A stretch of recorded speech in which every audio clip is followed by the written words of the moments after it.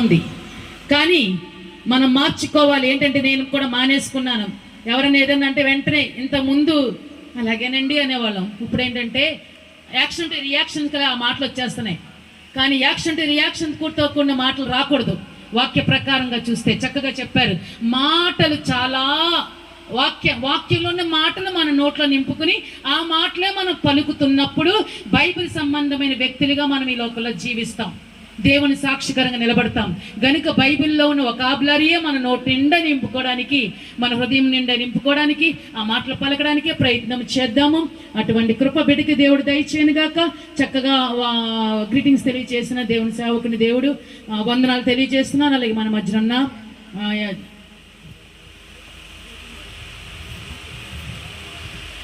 Ezra pastor గారు మన మధ్యన ఉన్నారు. ఆయన తెలియజేస్తారు కొన్ని మాటలు, దేవుని వాక్యాన్ని తెలియజేస్తారు. ప్రభువారి నామమునకు మహిమ కలుగును గాక. కార్యక్రమం నడుపుతున్న ఒకటి సిస్టర్ కూడా ప్రభు నాపడి వందనాలు. వేదిక మీద దైవజనులందరూ కూడా ప్రభు నాపడి వందనాలు. కుటుంబ సభ్యులకి ప్రభు నాపట వందనాలు. అమ్మ వందనాలు. ఇక్కడ ఉన్నారా? రైట్. కాబట్టి అందరికి వందనాలు. నమస్కారం, ప్రతి నమస్కారం. అమ్మా సంస్కారం ఉన్నవారైతే వందనాలు చెప్తారు కదా. అందరికి వందనాలు. Right, very good. అమ్మా స్టెల్లా, గాడ్ బ్లెస్ యూ. దేవుని దీవించిన కాక థ్యాంక్స్ చెప్పు. Right, very good. ప్రభునందు ప్రేమ దేవుని బిడ్డలారా, ఈ యొక్క మెచ్యూర్ ఫంక్షన్ని మన వాళ్ళు మాట్లాడుతున్న మాటలు ఏంటంటే, మన వాళ్ళు తెలుగులో మాట్లాడుకున్న మాటలు ఏంటంటే ఏమని మాట్లాడతారు? ఒకటి, పెద్ద మనిషి అయింది. రెండు, చెప్పండి తెలుసు కదా, పుష్పవతి అయింది. Very good. మూడు, ఏదమ్మా రవిశ్రాలు అయింది. Very good. అబ్బో. నాలుగు, అసలైన మాట చెప్పలేదు. అమ్మ వయసు వచ్చింది, వయసుకి వచ్చింది. ఇంకా అసలైన మాట చెప్పాలి. చెప్పరా పింకి, నువ్వే చెప్తున్నా. చాపెక్కింది. Very good. అబ్బో, వెరీ గుడ్. అసలైన మాట ఏంటంటే సమర్థాడింది. అంతే కదా. ఆ మాట ఎవరు చెప్పట్లేదు. రైట్. ఏదేమైనా అన్నీ కూడా ఒకటే. ఏది స్టెల్లా విషయంలో ఒకటే. Beautiful God, wonderful God, super God. ఈ పాపకి చిన్నప్పుడు ఏదో వచ్చిందండి, అందాల పోటీలో ఏదో వచ్చింది చిన్నప్పుడు. అంగన్వాడీ దాంట్లో ఏదో వచ్చింది మొత్తం. కానీ అందాల పోటీలో ఏదో వచ్చిందండి ఆ పాప కూడా. రైట్. చిన్నప్పటి నుంచి కూడా చక్కగా మరి స్టెల్లా మరి మంచిగా పెరుగుతున్నటువంటి కుమార్తె స్టెల్లా. మరి రాజేష్ దేనా దంపతులకు మరి దేవుడు ఇచ్చినటువంటి మంచి బహుమానం, మొట్టమొదటి బహుమానం. మరి కుమార్తె మరి పెరిగి పెద్దదై గమనించండి, ఈ దశలోనికి రావడానికి దేవుడు అంతగానో కృప చూపినాడు. మానవులకి 4 దశలు ఉంటాయి. 4 దశలో మొట్టమొదటి దశ బాల్య దశ, రెండవ దశ యవ్వనం, మూడవ దశ కౌమారం, 4వది వృద్ధాప్యం. బాల్యం చిగురు, యవ్వనం పొగరు, కౌమారం వగరు, వృద్ధాప్యం షుగరు. 4 దశలు 4 ఉన్నాయి. కాబట్టి స్టెల్లా నువ్వు జాగ్రత్తగా ఇవన్నీ కూడా రైట్. ప్రభునందు ప్రియమైన దేవుని బిడ్డలారా, ఈ దినాన్ని బాల్యంగా ఉన్నప్పుడు బాగానే ఉంటుంది. బాల్య దశలో ఉన్నంత వరకు కూడా హ్యాపీగా బాగానే జరుగుతుంది. కానీ యవన దశకు వచ్చినప్పుడు మాత్రమే మనుషుల యొక్క జీవితాలు తారుమారైపోతున్నాయి. ప్రస్తుతం రోజుల్లో మనం చూస్తూ ఉన్నాం. గమనించండి, యవన దశ వచ్చిన తర్వాత యవనస్తులు ప్రియాలు గమనించండి, ఏ విధంగా ప్రవర్తిస్తున్నారో, ఎలా ప్రవర్తిస్తున్నారో మీకు తెలుసు. ఈరోజు యూత్ పాడైపోవడం కారణాలు, యూత్ ఏ విధంగా పాడైపోతుందో కూడా మీకు అందరికీ తెలుసు. ప్రియారా, ఎండపిల్ల పాప 10th క్లాస్ చదువుతుంది. స్టెల్లాగే చాలా అందంగా ఉంటుంది, చాలా బాగుంటుంది. ఒక మెచ్యూర్ ఫంక్షన్కి ఏదో వచ్చింది, మొత్తం నేను కూడా వెళ్ళాను. అప్పుడు ఆ పాపను చూసి నేను ఉండబెట్టలేక వెరీ బ్యూటిఫుల్ గర్ల్, చాలా సూపర్గా బాగున్నావు అని చెప్పి అన్నాను. అప్పుడు పక్క వాళ్ళు అంటారు, ఆ పిల్ల సంగతి మీకు తెలక అన్నారు. నేనేమో పిల్లలు మెచ్చుకున్నాను, చాలా బాగున్నా, మంచిగా ఉన్నాను, అందంగా ఉన్నాను. ఆ పిల్లసాన్ని మీకు తెలియక అలాగ అన్నారన్న. ఏమైందంటే 7th క్లాస్ నుంచి లవర్ ఉన్నాడట. ఆ పిల్లకి 7th క్లాస్ నుంచి ఎవరున్నారట? లవర్ ఉన్నారు. ఎంత అడ్వాన్స్గా గమనించండి. బిడ్డగా స్టెల్లాగా నీవు ఉండాలి, ఓకేనా? కాబట్టి నీ జీవితం విషయంలో నువ్వు చాలా జాగ్రత్తగా ఉన్నా. నీ ప్రభు నా పని మీకు మనం చేస్తున్నాను. ముగ్గురు చిన్నదాన్ని చెప్పి నేను ముగించేస్తాను. 2వ రాజుల గ్రంథం 5వ అధ్యాయంలో చదవద్దాము. అక్కడ నయమాన్ స్టోరీ మనకు తెలుసు. నయమాన్ యుద్ధాలు చేస్తాడు, మంచి విజయాలు వస్తున్నాయి, అంతా బాగుంది.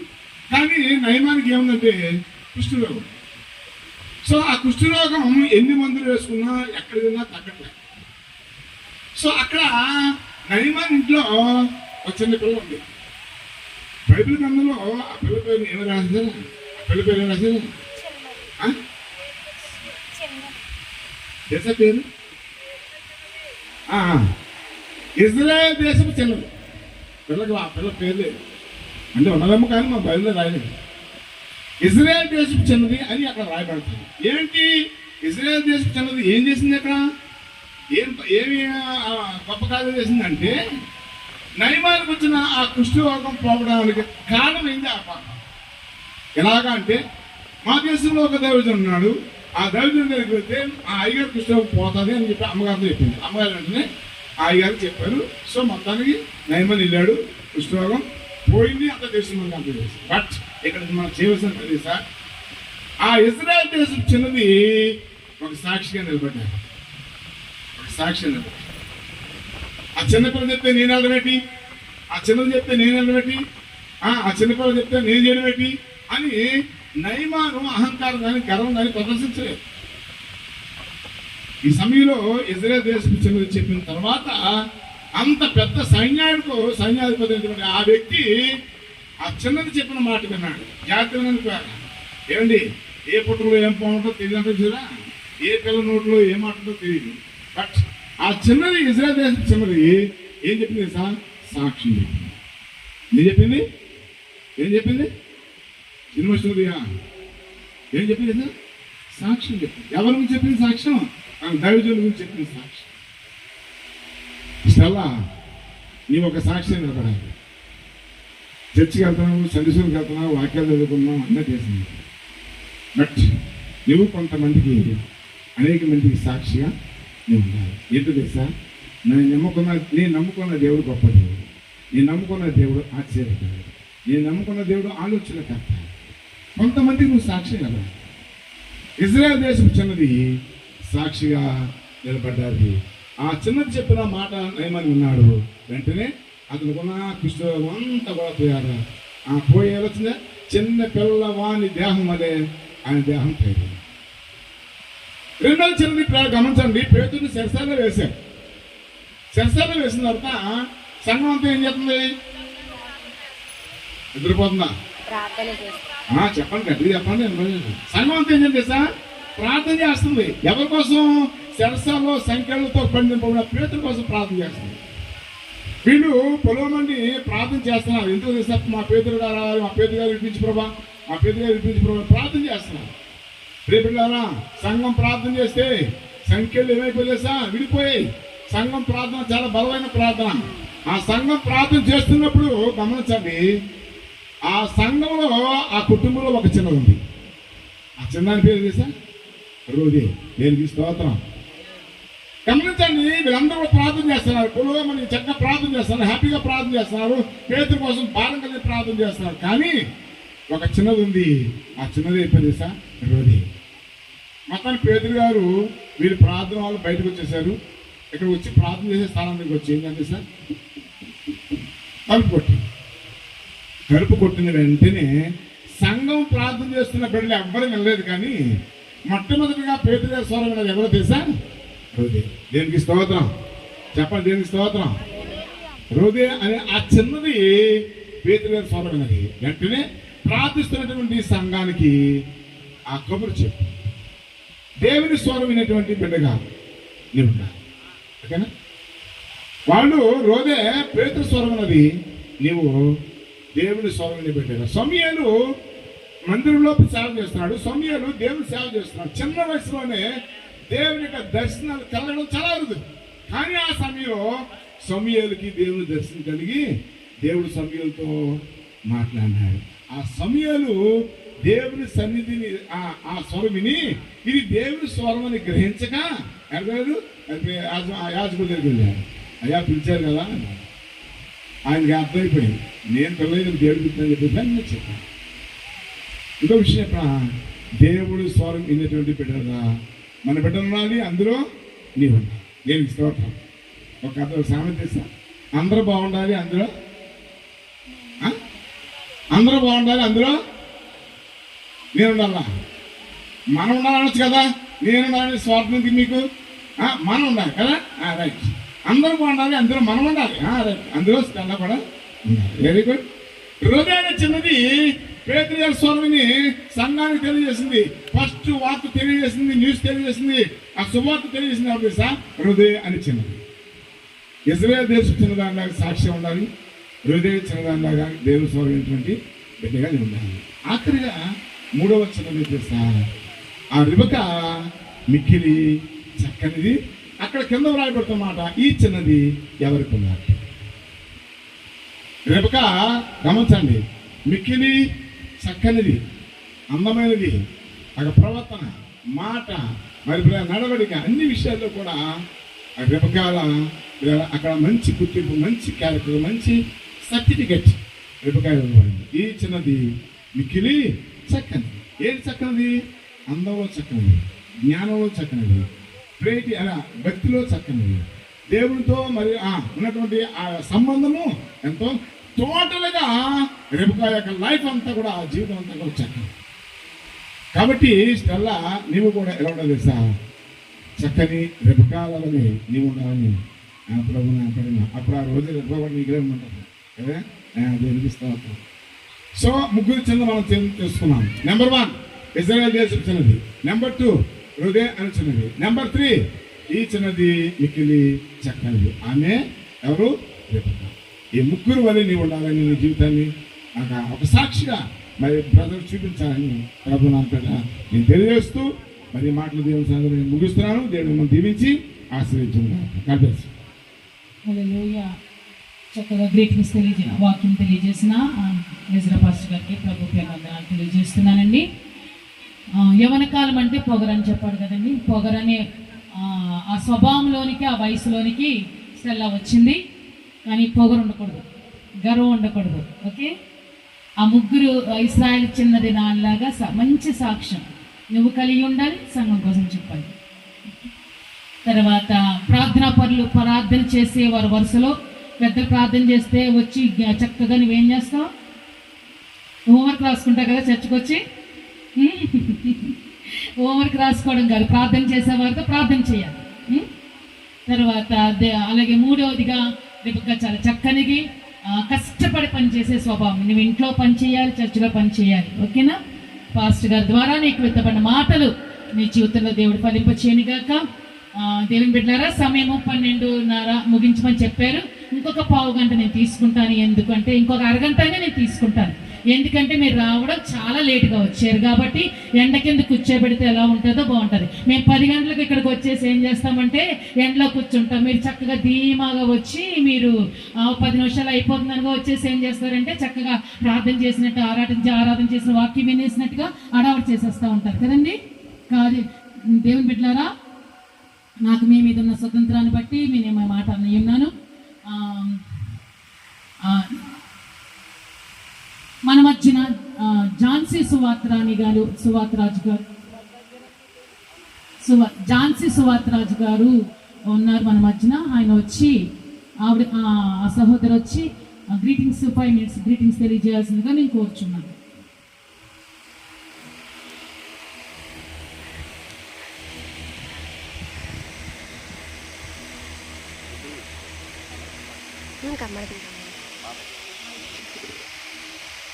ముందుగా దేవునికి వందనాలు తెలియజేస్తున్నాను. మరి సమయం ఇచ్చినటువంటి స్థానిక దైవజనులు, మరి అధ్యక్షత వహించినటువంటి మరి దైవజనురాలు ద్వారక గారికి, మరి ఇక్కడ ఉన్నటువంటి దైవజనులందరికీ మరియు కుటుంబ సభ్యులకు, వచ్చినటువంటి బంధుమిత్రులకు యేసుక్రీస్తు నామములో శుభవందనములు. అయితే ఇప్పుడు చక్కని వాక్యములు చెప్పి ఉన్నారు. మరి అంత అనుభవం లేకపోయినా మరి స్టెల్లా గురించి చిన్న వాక్యం చెప్పాలని నేను ఆశపడుచున్నాను. ముఖ్యంగా చదివించినటువంటి పాఠ్యాంశంలో యెహెజ్కేలు గ్రంథంలో మనం చూసినట్లయితే 16వ అధ్యాయము 7-8 వచనాల్లో మనం చూసినట్లయితే, నీవు నేలను నాటబడి వృద్ధి చెందినట్లు, అంటే వృద్ధి అగి అంటే చిగురు వృద్ధి అగినట్లు, వృద్ధి అగినట్లు నువ్వు పెద్దదానివై ఆభరణ భూషితురాలివై, ఎలాగండి, దిగంబరివై వస్త్రహీనముగా ఉన్నప్పుడు నీకు స్తనములను ఏర్పాటు చేసి, స్తనము అంటే అప్పుడు వరకు మరి ఈ బిడ్డ చిన్నప్పటి నుంచి మగవారికి ఆడవారికి తేడా లేకుండా పిల్లవానిగా ఉన్నప్పుడు మరి స్తనములు లేవండి, యవ్వనారంభములకు వచ్చింది కనుక ఈ స్తనములను ఏర్పాటు చేసిన వాడు ఎవరు అంటే ఆ యెహోవా దేవుడే. ఇంకా మనం 6వ వచనంలో చూసినట్లయితే, నీవు రక్తములో పొర్లి దరిద్రముగా ఉన్నప్పుడు నిన్ను బ్రతకమని నేను చెప్పాను, కానీ నీవు బ్రతకమని చెప్పినప్పుడు బాగానే ఉన్నావు, చక్కగా నీకు స్థలములను ఏర్పాటు చేశాను, నువ్వు సౌందర్యవంతిగా అవ్వావు, చక్కగా ఉన్నావు, కానీ ఇష్టం పుట్టించే ప్రాయం వచ్చింది.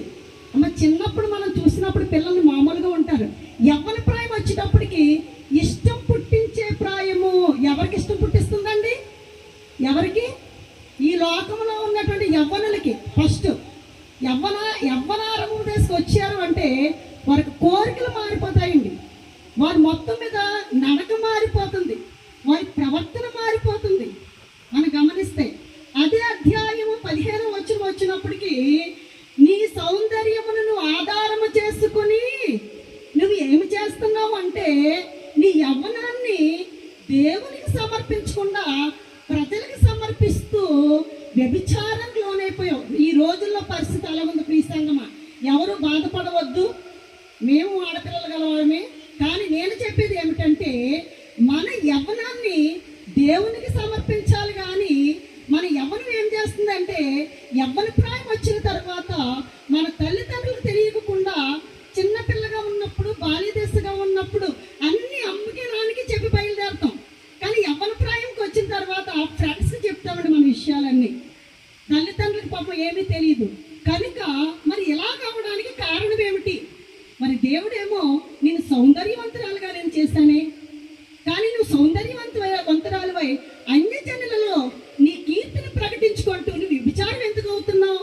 దీనికి కారణం ఏమిటి? తల్లిదండ్రులు తప్ప, లేకపోతే యవ్వన ప్రాయంలో వచ్చినటువంటి ఈమె తప్ప? మరి స్థానాన్ని ఏర్పాటు చేసిన దాన్ని నేనే అంటున్నాడు, షష్ఠను ఏర్పాటు చేసిన దాన్ని నేనే అంటున్నాడు, షష్ఠను ఏర్పాటు చేసిన వాడిని నేనే అంటున్నాడు, మరి తల వెంట్రుకలను రప్పించిన వాడిని నేనే అంటున్నారు. అక్కడ మీరు ఎబ్రివేషన్ చూసినట్లయితే తల వెంట్రుకలు అని పెట్టాడంటే ఎలా మట్టికి అని దీని అర్థం ఏమిటంటే యవ్వన ప్రాయంకి వచ్చింది బిడ్డ కనుక ఈ బిడ్డ ఏమి చేయాలి అంటే, సండే స్కూల్కి అందరూ వెళ్తారండి. యవ్వన దశకు వచ్చేటప్పటికి మనం బైబిల్ విషయంలో వెళ్ళం. మనకి ఎక్కువగా ఈ బైబిల్ వాక్యం ఏం చెప్తుందంటే, మంచి కానీ చెడు కానీ భగవంతుడు మన చేతిలోనే పెట్టాడు. జీవవృక్ష ఫలము, మంచి చెడు తెలివినిచ్చు ఫలము, అందులో మంచి ఉంది, చెడు ఉంది, అందులో తెలివితేటలు ఉన్నాయి, అంటే 3 లక్షణాలు అందులో ఉన్నాయి. మనం మంచి అయితే మంచిగా ఆలోచిస్తున్నాం, చెడు అయితే తప్పు పని చేసి దానికి మరొక అబద్ధాన్ని దానికి ఏం చేస్తున్నాం? యాడ్ చేస్తున్నాం. అయితే మనం ఆ తప్పు పని చేయకుండా ఉండాలి అంటే మనం ఏమి చేయాలంటే, కీర్తనల గ్రంథము 34వ అధ్యాయము 11వ వచనములో, పిల్లలారా మీరు నా యొద్దకు రండి, యెహోవా యందు భయభక్తులు మీకు నేర్పెదను. దేవునికి మహిమ కలుగును గాక. మన పిల్లలని యవ్వన ప్రాయం వచ్చిన తర్వాత బైబిల్ స్టడీకి పంపించి దేవుని యందు ఎలా భయభక్తులు కలిగి ఉండాలో నేర్పించాలి. అది తెలుసుకోవాలి. అది ఎప్పుడైతే తెలుసుకుంటామో అదే 34వ అధ్యాయము ఆ చివరి 7వ వచనంలో మనకు అనిపిస్తుంది, దేవుని యందు భయభక్తులు గల వారికి ఏం చేస్తాడంటే దేవుడు ఆయన దూతలను పంపించి వారిని రక్షిస్తాడట. దేవునికి మహిమ కలిగిన గాక. మనం తప్పు చేస్తూ ఉండి దేవుడా నన్ను రక్షించు అంటే ఏ దేవుడు మనల్ని కాపాడడు. నువ్వు తప్పు చేయకుండా దేవుని యందు భయభక్తులు కలిగి ఆయన మార్గానుసారంగా ఆయన చిత్తానుసారముగా నువ్వు నడుచుకున్నప్పుడు ఆయన పరలోక రాజ్యం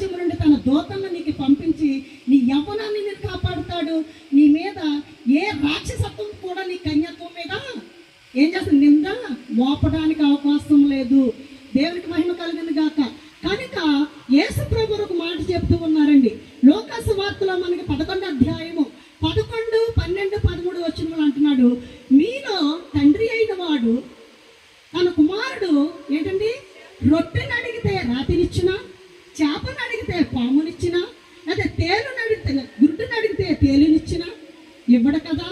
అంటే మీరు చెడ్డవారయ్యండి ఏంటి మీ బిడ్డలకు మంచి ఈవులను అడిగి ఉండగా పరలోకమందున్న మీ తండ్రి పరిశుద్ధాత్మను అనుగ్రహిస్తాడు. దేవునికి మహిమ కలుగును గాక. పరిశుద్ధాత్మ దేవుడు ఎప్పుడైతే మన దగ్గర ఉంటాడో, ఈ బిడ్డ యవ్వనములకు వచ్చిన తర్వాత తన యొక్క చూపు కానీ, తన నడక కానీ, తన ప్రవర్తనకు కానీ ఏమి మార్పు చెందదండి. ఏమిటంటే సౌందర్యము వ్యర్థమండి. ఎందుకంటే మనం చాలా అందంగా ఉన్నాము కదా. ఒక చెట్టుకు ఒక పండు ఉందంటే అనేకమైన రాళ్ళు ఆ యొక్క పండు మీద పడుతూ ఉంటాయి. కానీ మరి నీవు దేవుని ఎంత భయభక్తులు కలిగి ఉంటే, నీ అందాన్ని బట్టి కానీ, లేదా నీ సౌందర్యాన్ని బట్టి కానీ, నీ యొక్క ప్రవర్తనను బట్టి కానీ ఎవరన్నా నీ జోలికి వచ్చారంటే, నీ అగ్నిని బట్టి దేవుని వాక్యమును అగ్గి నీ దగ్గర ఉంటే, అటువంటి వాక్యమును బట్టి వాళ్ళు ఏమైపోవాలండి, మాడిపోవాలని మన ప్రవర్తన ఉండాలి. మరి అలా ప్రవర్తనగా ఉండడానికి ఏమి చేయాలి మనం? ఈమె మరి యవనంలోకి వచ్చింది అంటే మరి కోరికలు కొన్ని వస్తాయండి. అందుకనే సైకాలజిస్ట్ ఎలిజబెత్ ఆర్లాక్ 10 స్టేజెస్ అంటే 10 దశలు అని చెప్పాడు మనుషులకి. అంటే ఆ 10 దశలు నేను చెప్పను, కానీ 2 దశలు చెప్పి నేను ముగిస్తాను. ఇందులో పూర్వ కౌమార దశ, ఉత్తర కౌమార దశ. పూర్వ కౌమార దశ అంటే అర్థం ఏంటంటే యవ్వనారంభ దశ జరిగిన తరువాత, బిడ్డ మెచ్యూరిటీకి వచ్చిన తర్వాత, ఇందులో మనలో ఉన్నటువంటి కన్యత్వము ఏమవుతుందంటే గర్భసంచి పరిపక్వానికి వచ్చిన తర్వాత కొన్ని కోరికలు మొదలవుతాయి. ఈ మొదలవునటువంటి కోరికల్లో మనం చూసినట్లయితే కామము. ఈ కోరిక అందరికీ ఉంటుందండి, ఎవరికి ఉండదని అనుకోవడానికి వీల్లేదు. నీ నోటిలో లాలాజలము ఊరంది అంటే నీకు కోరిక ఉన్నట్టు లెక్క, లేకపోతే నువ్వు శిలతో సమానం. కానీ మరి అందరూ ఎందుకు అలాగున్నారు అంటే, మనము సమాజానికి లోబడో, లేకపోతే దేవునికి భయపడో, లేకపోతే తల్లిదండ్రులకు భయపడో మన యవ్వనాన్ని మనం అణుచుకుంటూ సమాజంలో జీవిస్తాం. ఇందులో పూర్వ కౌమార దశలో 2 లక్షణాలు బయటపడుతున్నాయి. ఏమిటి అంటే జాగ్రత్తగా మనం ఆలోచిస్తే అందులో పగటి కళలు, నాయికారాధన. పగటి కళలు వస్తాయంటే ఇప్పుడు ఏ పగటి కళలు? అబ్బా నేను చాలా బాగున్నానే, నాకు స్థనాలు ఏర్పడ్డాయా, నేను ఎంత సౌందర్యంగా ఉన్నాను, అబ్బా వీళ్ళందరూ నన్ను చాలా బాగుంది అనుకుంటున్నారు. నాయికారాధన, నేను ఒక హీరోయిన్, ఫలానా హీరోయిన్ ఎలాగుందో నేను అంతే అని. ఫ్రెండ్స్ కూడా అబ్బా నువ్వు చాలా బాగున్నావు, నువ్వు చాలా ఫలానా వ్యక్తి నిన్ను చాలా ఇష్టపడుతున్నాడు, ఏమంటావు? పగటి కళలు ప్రక్కవాళ్ళు. దేనికి లోపడకూడదండి. నువ్వు దేవుని యందు ఎప్పుడైతే భయభక్తులు కలిగి ఉంటావో, వాక్యము నీలో ఉంటుందో, ఫ్రెండ్ కాదు కదా. పగటి కళలు పక్కన పెట్టు. నాయికారాధన. నాయికారాధన అంటే డ్రెస్ ఎపీరియన్స్. ఈ రోజుల్లో పిల్లలు చూడండి, డ్రెస్ ఎపీరియన్స్ ఎలా ఉంటుంది, రేకెత్తించేస్తుంది యవ్వన బిడ్డలని, కుర్రవాళ్ళని రేకెత్తించేస్తుందండి. ఈ రోజు క్రాఫ్ట్స్, జుట్టు క్రాఫ్ట్ చూస్తే వెనకాలంతా ఎలాగుంటుంది, బోర్డుగా ఉంటుంది, ముందు పైన జుట్టు ఉంటుంది. నాయికారాధన అది ముసలి వాళ్ళు చేసుకోరండి, అది యవ్వన బిడ్డలే చేసుకుంటారు, టీనేజర్స్ చేస్తారు. అది నాయికారాధన. ఇది సైకాలజీలో వచ్చింది, నేను అనడం లేదు. తర్వాత సినిమాల ప్రభావం. బజార్లో గుడ్డెట్టింది అన్నాడు, గుడ్డెట్టేసాక అప్పుడు తెలుస్తుంది ఇంట్లో మనకి, అప్పుడు ధర్నాలు అవి ఇవి. అంటే ఇది ఈ సైకాలజీలో మాత్రం మనం చూసినట్లయితే ఉత్తర కౌమార దశలో మనకి ప్రేమ కలాపాలు సహజము. సాహసాల పట్ల ఆసక్తి. అంటే నాకు వాడే కావాలి, లేకపోతే నేను చనిపోతాను. ఇది సైకాలజిస్ట్ యొక్క అభిప్రాయం అండి. ఈ 4 కూడా మనిషిలో ఖచ్చితంగా ఉంటాయి. మరి అటువంటిప్పుడు మరి ఉన్నప్పుడు మరి తప్పు ఏలదా? మరి ఎవరిదండి? తల్లిదండ్రులదా? లేకపోతే బిడ్డదా? అంటే బిడ్డది కాదు, తల్లిదండ్రులది కాదు. మరి ఎవరిది ఈ పొరపాటు? అంటే మనుషులకి హార్మోన్స్ విడుదల అవుతాయండి. అందులో మనకి మరి కిడ్నీస్లో అంటే మనకు ఉన్నటువంటి మూత్రపిండాలలో ఒక గ్రంథి ఉంటుంది, దీన్ని అధివృక్క గ్రంథి అంటాం. ఈ గ్రంథి ఏమవుతుందంటే అధికంగా విడుదల అవుతే దేవుని యందు భయభక్తులు లేకుండా ఇష్టం వచ్చినట్టు విచ్చలవిడిగా ఉన్నటువంటి వారు ఏం చేస్తారంటే ఆ గ్రంథికి అధికంగా విడుదల అవడానికి ప్లేస్ ఇచ్చేస్తారండి. అది అధికంగా విడుదలైపోయి మగవాడు వద్దనే సరే మగవాడి దగ్గరికి వెళ్ళిపోతుంది. అమ్మ నువ్వు ఎలాగైనా సరే ఆగదండి. సమాజాన్ని గుర్తించదు, తల్లి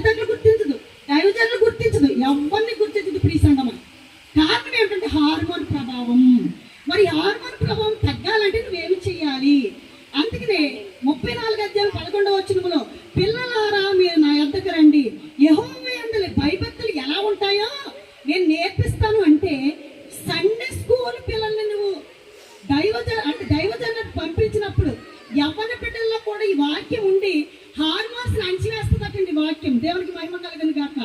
చివరిగా మరి అన్ని మనం దగ్గర పెట్టుకుని వినాలి అంటే, కొలసీలు రాసిన పత్రిక 3వ అధ్యాయము 20వ వచనంలో అంటున్నారు, పిల్లలారా మీ తల్లిదండ్రుల మాట వినడి, ప్రభువుని బట్టి ఇది మంచి ప్రభు చిత్తమై ఉన్నది అన్నదండి. అంటే ప్రభువు నేను ప్రేమించాలి అంటే అన్ని విషయములలో తల్లిదండ్రుల మాట నీవు ఖచ్చితంగా వినాలి. అన్ని విషయాలు, ఒక విషయము కాదండి, అన్ని విషయాలలో తల్లిదండ్రుల మాట వినాలి. తల్లిదండ్రులు కూడా తన బిడ్డకు మనసును కృంగదీసే మాటలు అనకూడదటండి. కొలసీలో ఉంది. మనము కూడా అలాంటి దానివే ఇలాంటి దానివే అని చెప్పి మనము కూడా మన బిడ్డలను కృంగదీసే మాటలు అనకుండా దేవుని యందు భయభక్తులు నేర్పిస్తే, బైబిల్లో ఇద్దరు స్త్రీలు మరి ఎంతో పేరు పొందినటువంటి అబ్రహాము దేవుడు, ఇస్సాకు దేవుడు, యాకోబు దేవుడు. అంటే యాకోబు దేవుని యందు భయభక్తులు గలవాడు, ఇశ్రాయేలుగా చెప్పాడు. తన కుమార్తెను అదుపులో పెట్టుకోలేకపోయాడు. ఆమె ఏదో రాజకుమార్తెను చూడడానికి వెళ్ళి తన శీలాన్ని పోగొట్టుకుని అందరినీ చంపేసి చివరికి అన్నదమ్ములు నేరస్తులు చేసింది దీనా అనే స్త్రీ. మరొక స్త్రీ ఉంది, యెఫ్తా కుమార్తె. తన కన్యత్వం గురించి తండ్రిని 2 నెలలు అంటే సమయం అడిగి దేవునికి కన్యత్వం గురించి ప్రలాపించుకుని తండ్రి మాట విన్నది. ఈ 2 బైబిల్లోయే కదండి. మంచి ఉంది, చెడ్డ ఉంది. మరి ఏం కోరుకుంటాం? మంచి కావాలా, చెడ్డ కావాలా? ఈ రోజు ఈ ఫంక్షన్ జరుపుతున్నామంటే చాలా మంది అంటూ ఉంటారు, మెచ్యూర్ ఫంక్షన్ జరపకూడదు కండిషన్. కానీ మేమనేదంటే జరపాలి. జరిపితే అనేక మంది దైవజనులు చెప్పినటువంటి వాక్యము ఆ అమ్మాయి హృదయంలో పదిలి పంచుకోవడానికి ఇది ఒక మంచి అవకాశం. అంతేకాదు వచ్చిన బంధువులు ఆశీర్వదిస్తారు, దైవజనులు ఆశీర్వదిస్తారు, మనందరం ప్రార్థన చేస్తాం. నిత్య జీవితంలో ఈ బిడ్డ మరి దేవుల్లో ఎదగడానికి, మరి రాబోయే కాలంలో చక్కగా చిగిర్చి అభివృద్ధి చెందడానికి, ఈ కుటుంబానికి మంచి పేరు ప్రతిష్టలు ఈ బిడ్డ తెచ్చేలాగున పరిశుద్ధాత్మ దేవుడు మనల్ని ఆశీర్వదించును గాక. ఆమేన్. సమయం ఇచ్చినటువంటి అమ్మగారికి వందనాలు తెలియజేస్తూ ఇంతటితో ముగిస్తున్నామండి. హల్లెలూయా. చక్కగా దేవుని యొక్క వాక్యంలోంచి, అలాగే సైంటిఫికల్గా సిస్టర్ చక్కగా దేవుని యొక్క వాక్యాన్ని విశ్లేషించి ఉన్నారు కదండి. కొండ పద్దలు కొట్టినట్లుగా చెప్పి ఉన్నారు. ప్రతి విషయం స్పష్టముగా కొన్ని చక్కగా చెప్పి ఉన్నారు ఆవిడ లెక్చరర్ కాబట్టి దేవుని బిడ్డలారా, శరీరంలో వచ్చే మార్పులకి ఎవరము కూడా అతీతము కాదు గనుక, కానీ శరీరంలో వచ్చి మార్పులు జయించడానికి, బలము తెచ్చుకుని ముందుకెళ్ళడానికి కేవలము ఏకైక లోకస్తులకి లేదది. ఆ ధైర్యం లేదు, ఆ బలము లేదు. మనందరికీ ఉన్న ధైర్యము, బలము ఏంటంటే దేవుని యొక్క వాక్యం. ఆ మాట, ఆ వాక్యంలో కట్టడిగా నిబంధనగా ఉంటే మన శరీరంలో వచ్చే ప్రతి మార్పులోని కూడా మనం జయించి ముందుకెళ్ళగలం. అటువంటి విత్తమైన మాటలు ఫలించినట్లుగా, అలాగే చివరిగా చెప్పిన ఆ దీనా కోసం, అలాగే యెఫ్తా కుమార్తె కోసం కూడా చెప్పి ఉన్నారు. దీనా నాశనం తీసుకుని వస్తే యెఫ్తా కుమార్తె తన తండ్రికి ఇశ్రాయేల్ జనాంగానికి ఒక రోజు తీసుకుని వచ్చింది. ఘనత అనే ఒక రోజుని తీసుకుని వచ్చినట్లుగా ఇశ్రాయేల్ దేవుడికి తను ప్రతిష్ఠ చేసుకుని ఒక ఘనమైన దినముగా కూడా ఆమె పేరున రావచ్చినట్లుగా మనం చూస్తున్నాం. అలాగే ఒక మంచి క్యారెక్టర్ కలిగిన బిడ్డగా ఈ కుమార్తె స్టెల్లా ఉన్నట్లుగా దేవుడు అటువంటి దీవెనిచ్చును గాక. హల్లెలూయా. మీరందరూ అనుకుంటున్నారు కదా నాయన బాబు గారు కనబడట్లేదని. చాలా మందికి తెలిసి ఉంటుంది, కొంతమందికి తెలియకపోవచ్చు. దేవుని బిడ్డారా, సడన్ గా నిన్న మొన్న నైట్కి వచ్చింది సడన్ గా న్యూస్ ఏమిటంటే, నాయన బాబు గారికి స్టేట్ వైడ్ మెరిట్ అవార్డు, సేవా పథకం ద్వారా మెరిట్ అవార్డు వచ్చింది. State wide award. అది మంచిగా ఆయన వృత్తిలో నమ్మకంగా ఉన్నందుకు ఆయన పేరు ప్రపోజ్ చేయడము, అది తీసుకోవడానికి మంగళగిరి ఉన్నారు. అక్కడ అవార్డు ప్రతిష్ట అంతా, అవార్డు కార్యక్రమం అంతా అయిపోయింది. అవార్డు ఇప్పుడు ఆయన తిరిగి ప్రయాణంలో ఉన్నారు. గనుక దేవుని బిడ్డలారా, మీరందరూ చేసే ప్రార్థనలకి, ఆయన తన యొక్క నిజాయితీకి, కట్టడికి, నిబంధనకి, దేవుడికి ఆయనకి ఇచ్చిన ఆ యొక్క యోగ్యతను బట్టి సమస్త మహిమ, ఘనత, ప్రభావం దేవుడికే కలుగును గాక. హల్లెలూయా. అదేవిధంగా ఇంకా రావాల్సిన వారు ఉన్నారు. ఎందుకంటే స్టెల్లాకి ఏమవుతారు, స్టెల్లా యొక్క తాతయ్య గారు సువార్త రాజు గారు, పాస్టర్ గారు, దైవజనుడు సువార్త రాజు గారు, వాళ్ళ తెలిసిన సేవకులు వస్తున్నారు ఇంకానే. కాబట్టి దేవుని బిడ్డలారా, ముందుగా అప్పారాన్ని వచ్చి కుటుంబం కోసం కొన్ని విషయాలు తెలియజేసిన తర్వాత మళ్ళీ సేవకులు వస్తే వారికి ఇవ్వడం జరుగుతుంది.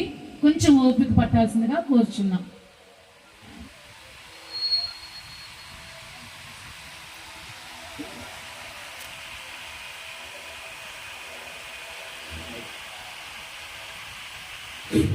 ప్రజల వేదికను ఆహ్వానితులైన మాస్టర్స్, యాజకులకు మరి ఈరోజు అధ్యక్షత వహించి మరి ఈ కార్యక్రమాన్ని ఎంతో చక్కగా ఘనంగా నడిపిస్తున్న బ్రాడ్కాస్ట్ గారికి, అలాగే కూడా వచ్చిన సంఘానికి అందరికీ కూడా ప్రభు నామమున వందనాలు తెలియజేస్తున్నామండి.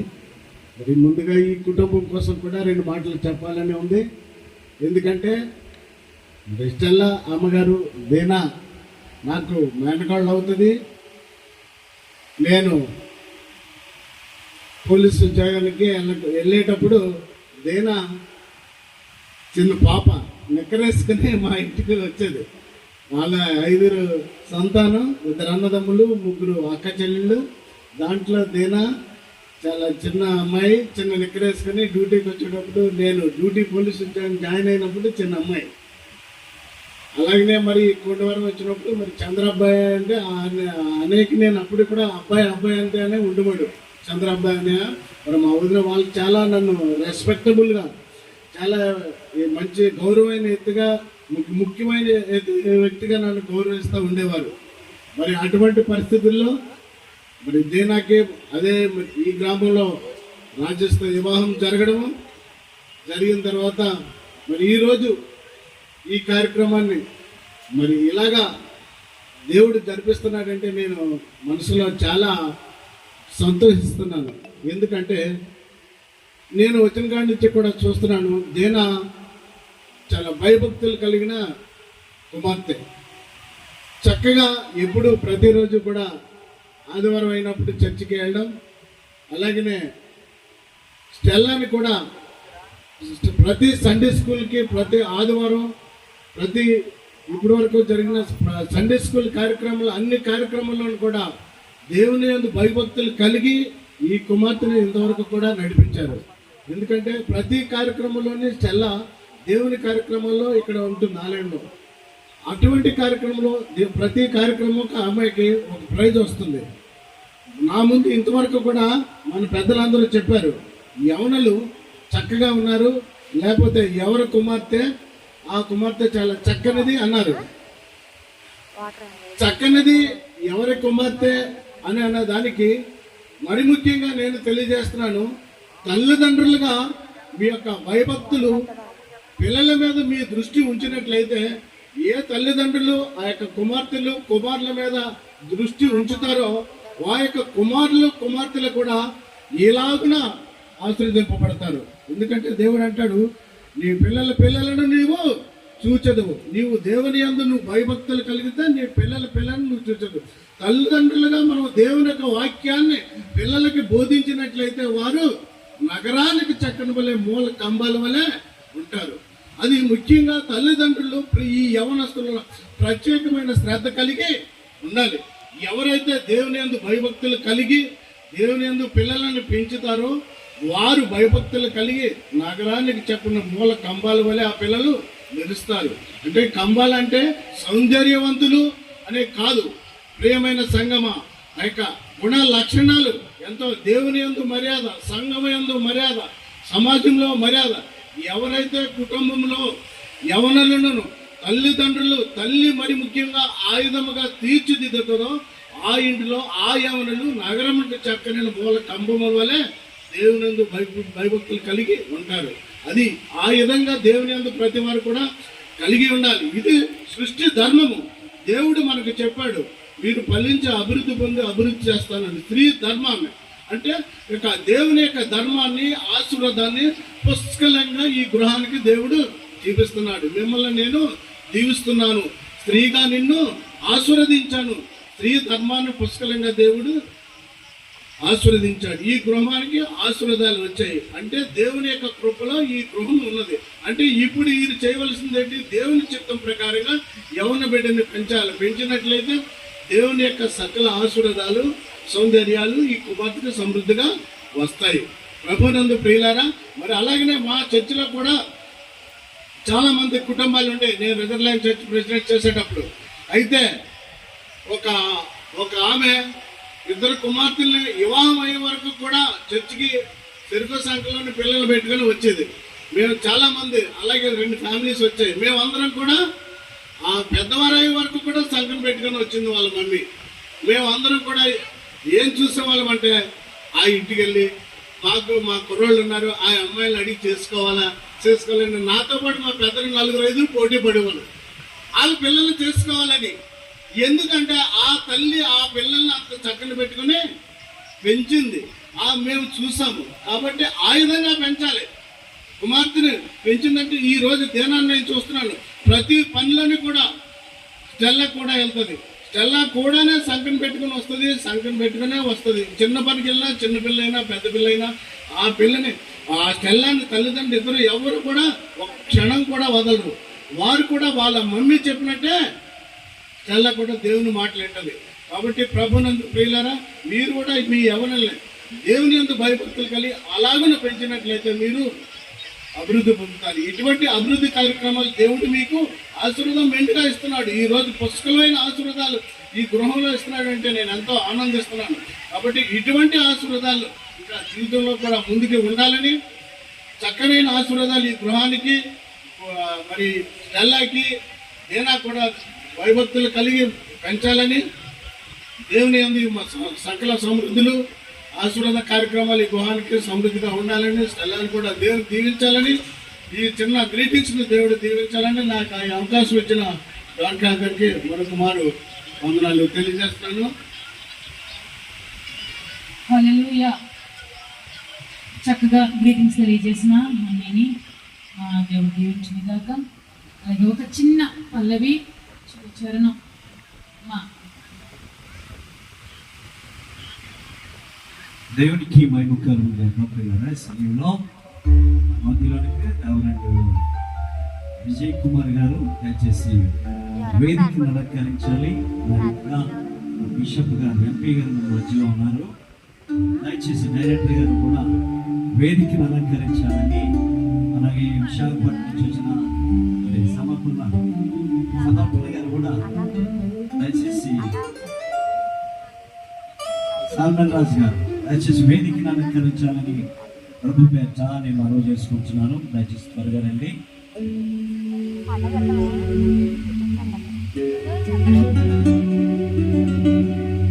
స్తుతి చేసి నే పాడనా స్తోత్ర గీతం. మరి స్టెల్లా ఫాదర్ గారికి, మరి చేరిన మీ అందరికీ ప్రభుపేట ధన్యవాదాలు తెలియజేస్తున్నాను. దేవుని వాక్యంలో ద్వితీయోపదేశ కాండము 7వ అధ్యాయం 12వ వచనంలో ఒకరు చదవండి. మరి ఆ మాట చదువుకుని ఆశీర్వచనాలు మనం చదువుకుని మనం ముగించుకుందాం. చదవండి. 7వ అధ్యాయము 12వ వచనం. ద్వితీయోపదేశ కాండం 7వ అధ్యాయము 12వ వచనంలో అనుసరించి నడుచుకున్నట్లయితే నీ దేవుడైన యెహోవా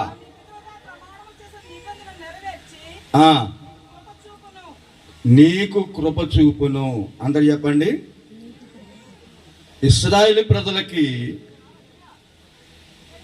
నా ఆజ్ఞలు, నా కట్టడలు మీరు అనుసరించండి, నేనేం చేస్తాను, నీకు కృప చూపిస్తాను అని చెప్తున్నాడు.